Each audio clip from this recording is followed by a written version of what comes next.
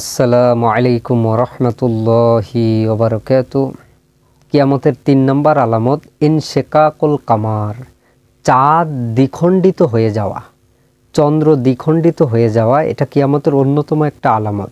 সূরা আল কামারের ভিতর আল্লাহ রাব্বুল আলামিন বলেন ইকতারাবাতিস সাআতু ওয়া আনশাক্কাল কামার, যে চন্দ্র দ্বিখণ্ডিত হয়ে গেছে, কিয়ামত নিকটবর্তী হয়ে গেছে।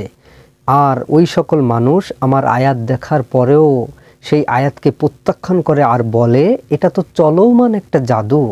আব্দুল্লাহ ইবনে মাসউদ রাদিয়াল্লাহু তাআলা আনহু বলেন, আমরা মিনার ময়দানে, সহিহ আল বুখারী সহিহ মুসলিমের হাদিস, যে নবী সাল্লাল্লাহু আলাইহি ওয়াসাল্লাম আমাদেরকে বললেন যে দেখো দেখো, চাঁদ আমাদের চোখের সামনে দুই খণ্ড, দুই দিকে, এক খণ্ড জাবালে কুবাইসের দিকে পড়ে গেল, আরেক খণ্ড জাবালে কুয়াইকানের দিকে পড়ে গেল। তো নবী সাল্লাল্লাহু আলাইহি ওয়াসাল্লাম বললেন, দেখো দেখো, তোমরা প্রত্যক্ষ করো, তোমরা দেখো চাঁদ দুই পাহাড়ে দুই দিকে দুই খণ্ড পড়ে গেল।